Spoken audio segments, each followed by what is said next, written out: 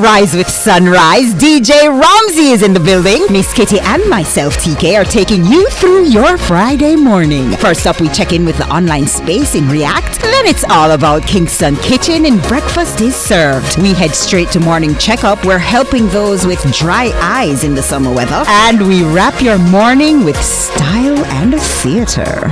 You've never seen a sunrise quite like this.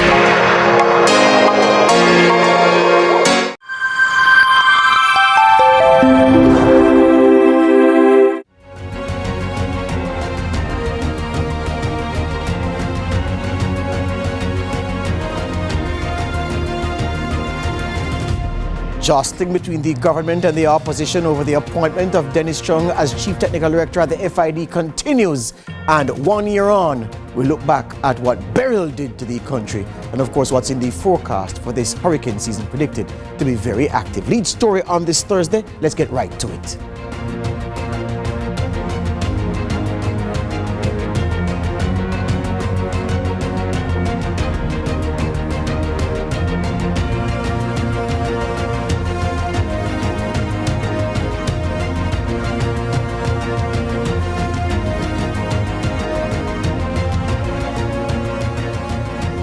Welcome back to Lead Story here on CVM TV. I say welcome back from Wednesday when I bid you farewell. It's good evening to all of you watching. Really appreciate your support. So, the government and this matter concerning Dennis Chung's appointment at the FID and the opposition, it continues to rumble on because on Tuesday, the Information Minister at that special press briefing where Beryl announced the government's intention where the JPS license is concerned, told the media that there would be a statement sent to explain the process by which Chung was selected. She told the media that, yes, Chung was not the original choice and that the original choice had turned down the opportunity to lead the FID. They opened the process back up, and after that, that's when Chung emerged as the best of those who had expressed an interest in the job. The statement that was sent was subsequently retracted, recalled rather, and the opposition has pounced on that to say, see, this is fresh evidence that they're trying to spin the appointment of Dennis Chung and even calling again for Chung to resign. So what did the Information Minister say at that special press briefing on Tuesday?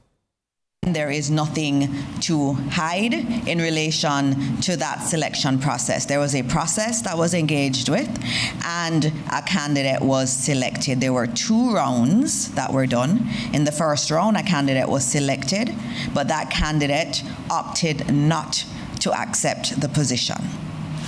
The panel that had been doing the interviews, the panel decided that they had to go back out in order to get a new candidate because the candidate from the original round did not accept the offer. They wanted to also broaden the pool of individuals that could be selected. And as you know, when you do this, and this is done across Jamaica, you always, you want to get the best person you can. And you put out an ad and you do your interviews and you select someone, and then that person says, no, I don't think I'm going to take up this opportunity. Many entities go and do another round, and sometimes they may change the ad, trying to get a broader pool of persons to be interested, and that is actually what happened there. And so the ad was changed to get more people. Now, that didn't seem controversial to the team because the criteria in relation to law enforcement experience was not one that was there from the very beginning. And if you look at those who have headed the FID, they have not had law enforcement experience except for one. The last 2 who were acting did not have it. The longest serving head did not have specific law enforcement experience. And so the panel felt that in order to get a broader cadre of persons applying for this position, which is an important position, that they would remove that requirement, and they got a broader pool of applicants, and they then shortlisted and interviewed.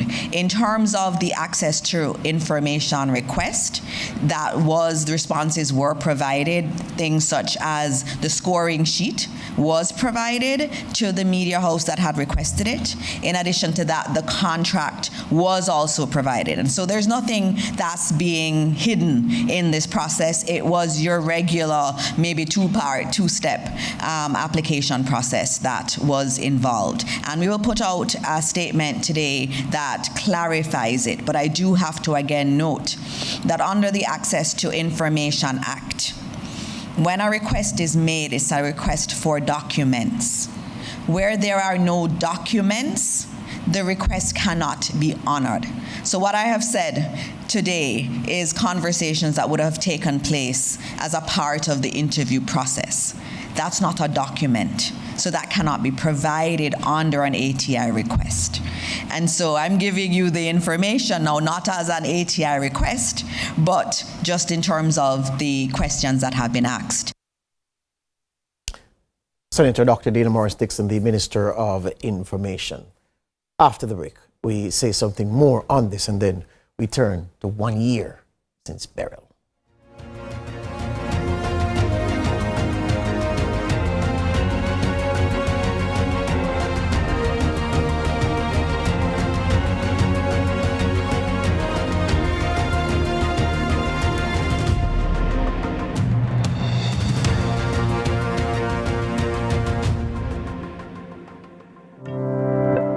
Every day starts with care. Care that's always close.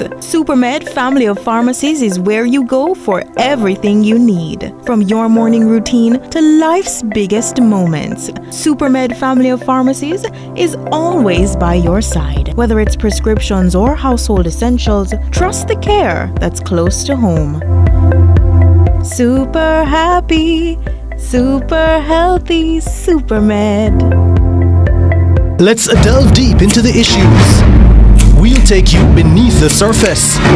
Greetings and salutations. My name is Orville Higgins, and it's another edition of Fan Central. Talking to the people at the heart of the top sporting stories. Hear from your favorite sportsmen and women and the administrators who work tirelessly to make it all happen. It's a live sports talk. I've written an entire article. Yes. Looking at all the major issues every Tuesday at 9 p.m. It's Fan Central.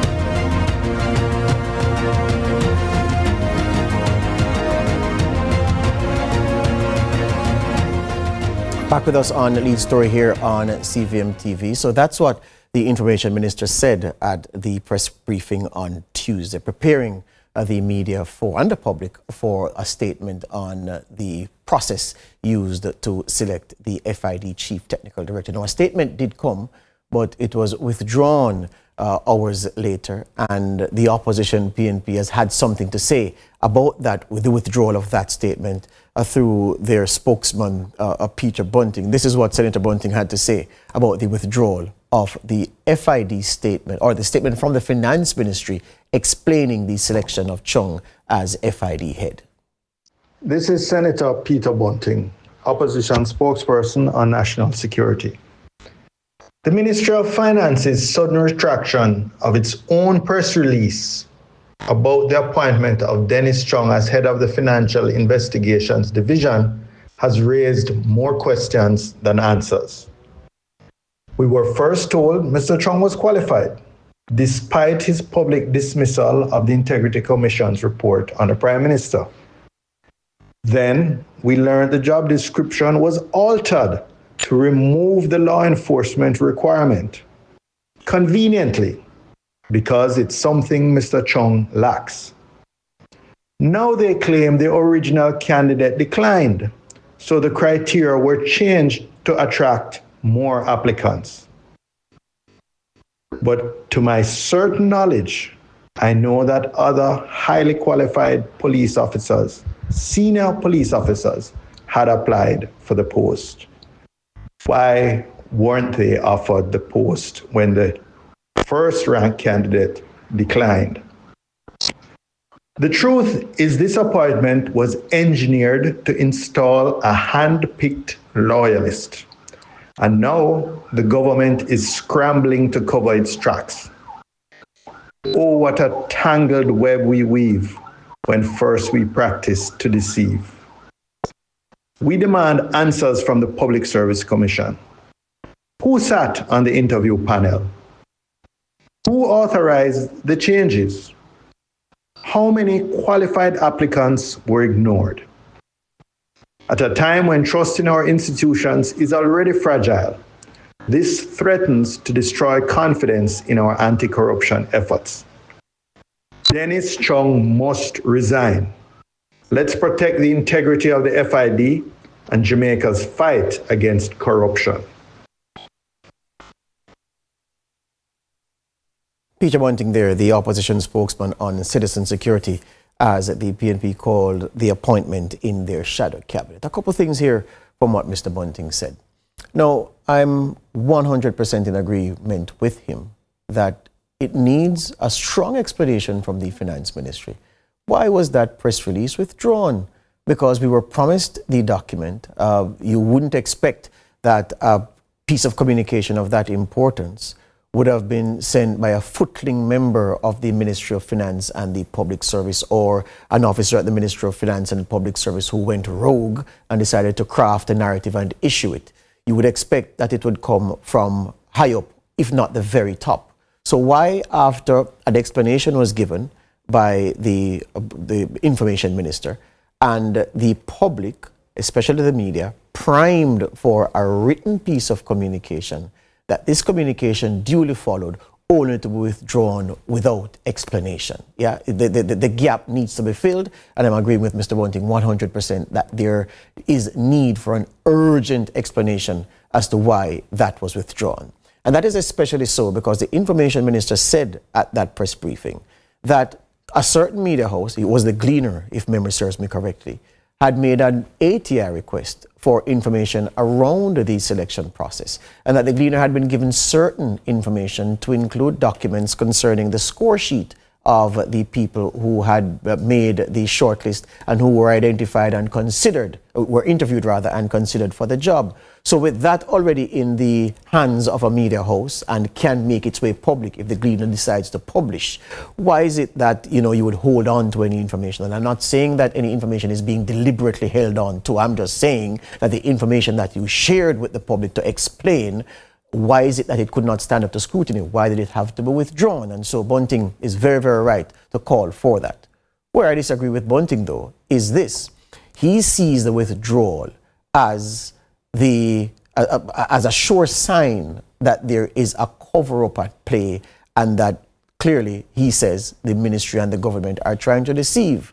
And I'm saying that that's a hell of a leap, because the fact is statements are recalled often, but then you get an explanation or you get a new statement soon. So there's a nuance there, because I'm not mincing words. I'm agreeing with him 100% that the withdrawal of the statement needs an explanation. But his link between the withdrawal of the statement, meaning that a cover-up is in play, I can't agree with that, because there is no evidence to suggest that. Also, if it is that as he says, as the PNP has said consistently, that Dennis Chung should not be in office, then it stands to reason that anything that happens, I'm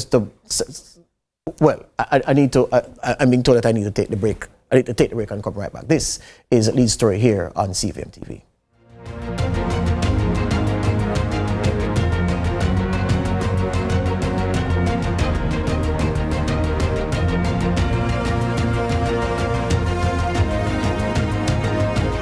Deep into the issues.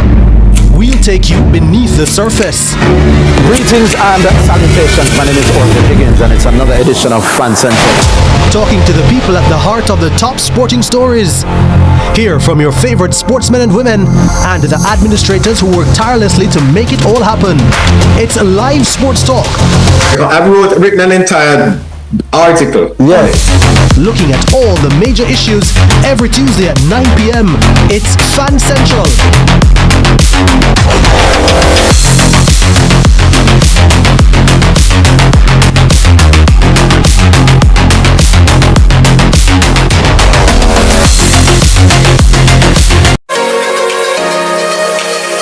Rise with Sunrise, DJ Romsey is in the building. Miss Kitty and myself, TK, are taking you through your Friday morning. First up, we check in with the online space in React. Then it's all about Kingston Kitchen and breakfast is served. We head straight to morning checkup. We're helping those with dry eyes in the summer weather. And we wrap your morning with style and theater. You've never seen a sunrise quite like this. Jamaica is paving the way to becoming a republic or future or choice. The time by the Ministry of Legal and Constitutional Affairs is 6:45.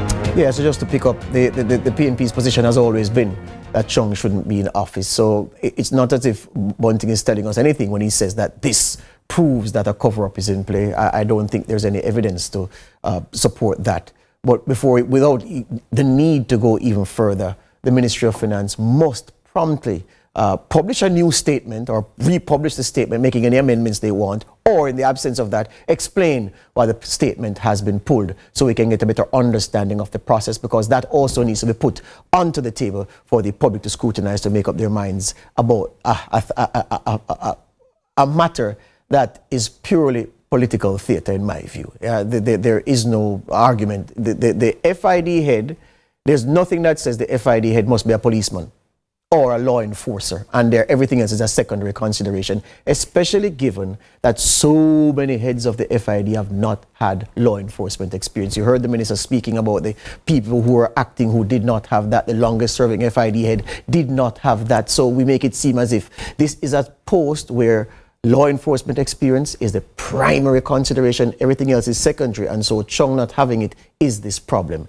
The FID head is a manager of people and systems, works out of the executive office. The various offices have their direct responsibilities. Chung is not going to the FID to sit over a basket of files to go through and approve. So the issue of law enforcement experience is not an important one. And the PNP's position, based on their opinion, is one way. My opinion is another way, and I just feel it's much ado about nothing. But again, I accept what it is because it's the political season and people are looking for advantages. So I understand and accept it to be par for the course. Anyway, the weather is what we're talking about now, because we know, of course, that Hurricane Beryl did a number on the country last year, considering it only struck the southern tip of the island, passed close enough to cause serious damage to southern St. Elizabeth, South Manchester, South Clarendon, getting the brunt of it, caused the economy. The third quarter in 2024 declined by 5.5% as a result of the damage caused by Beryl.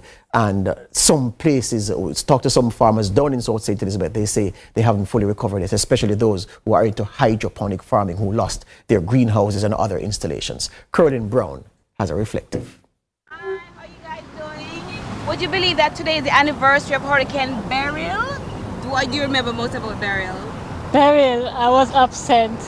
You weren't here in Jamaica? No. Oh, what about you? Beginning of Chiblodo. Beryl was last, today was the 3rd. I can remember that I was home trying to button down before the hurricane reached. So I live in Clarendon, so I was kind of very, very concerned. The rain, that was the most scary part of it. Experts on the lookout, like Principal Director of the Meteorological Services, Evan Thompson, got wind in advance this date in 2024 would unusually not begin and end as the same old same after what began elsewhere as a tropical storm gathered momentum. This system not only became a hurricane and moved into the Caribbean, but it became a major hurricane. It was at category 5 in the central part of the Caribbean Sea before it reached to Jamaica. And that is not usual at the beginning of July any year. In fact, that was the first time that we had such an intense hurricane developing so far into the Caribbean. With the nation on high alert and the government declaring a state of emergency with island-wide curfews to ensure safety, CVM News had an eye on Beryl. It wasn't the rainfall that bore Beryl's vengeance. One thing that we noticed with Hurricane Beryl is that although it was close to the island and we expected that it would be reaching the eastern end of the island that morning of July 3, it was actually drifting closer and closer to the southern coastline as it was passing the coastline. So although we got impacts of Hurricane Beryl in the eastern part of the island, southeast, with St. Thomas and even Kingston and St. Andrew and even going into St. Catherine, when it got to Clarendon and St. Elizabeth, it was much closer in terms of the center of the system to the coastline. And that's why we consider Beryl to be a direct hit on Jamaica, because although the eye did not make landfall, we had the maximum strength winds actually moving across the coastal areas. Sea, air and ground transportation disrupted, not to mention agriculture. A hole in the pockets as prices soared, with the economic dilemma prolonged period of dark terror productivity hit. In my area in Clarendon, it never affected us so much, but further, Lionel Town and those communities further in, it affected them a lot. And it took a while for JPS to restore the electricity to those areas. But I understand that this time they're more plan for it. Some plans unfolded naturally, like the birth of this baby girl and the neighboring hands that welcomed her safely. And a year later, paying attention from June is not too early. I was in Manchester. How did it impact you? Well, I was locked in for a while. Got up and saw the trees all over the place. It was kind of depressing, but I appreciate the strength of the country and how we, work together to make everything work. So I'm grateful that we're all here to, celebrate the anniversary. Yeah. With Hurricane Beryl totally out of our reach, out of our way, there's something else we can celebrate on this, the date of the anniversary.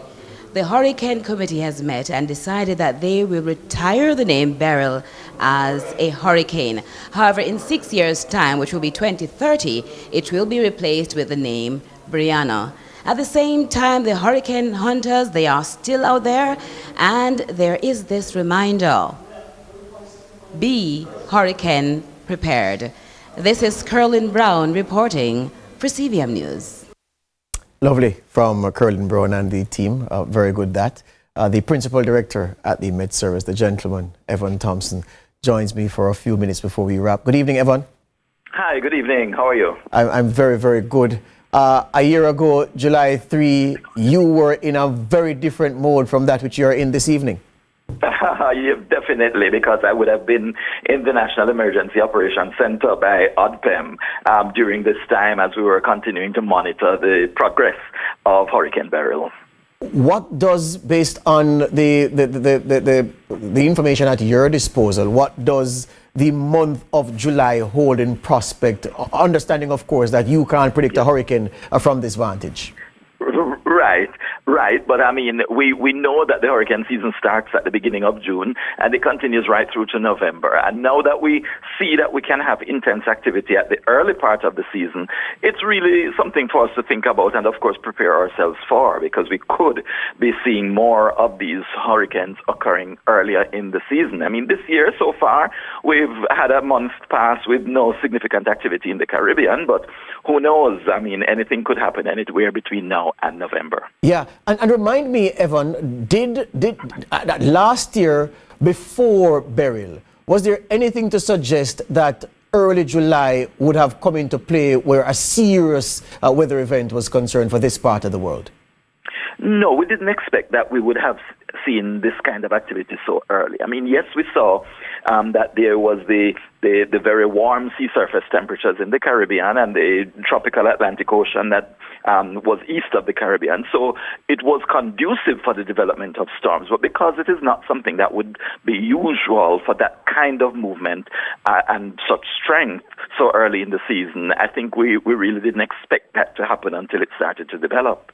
And of course, when we saw earlier this year, and I've wanted to ask you this question more than any other, earlier this year, when the new administration started to get to work in the United States, and we heard of cuts all around, and you heard of programs that would be cut, and where weather and meteorology is concerned, we started fretting, well, would anything be done to affect the ability of our Met Service to get information to keep us informed and on the ball? This deep into the administration, which is not very deep admittedly, but deeper than January was, is there anything to worry about? Are you and your team still able to call on the resources and the information that you were before to tell Jamaicans what's happening? Yes, we do have we continue to get the information that is necessary for us to monitor. We have also been assured by the National Hurricane Center, that they will continue to monitor on our behalf as well, because they operate for the region as what we call the Regional Specialized Meteorological Center.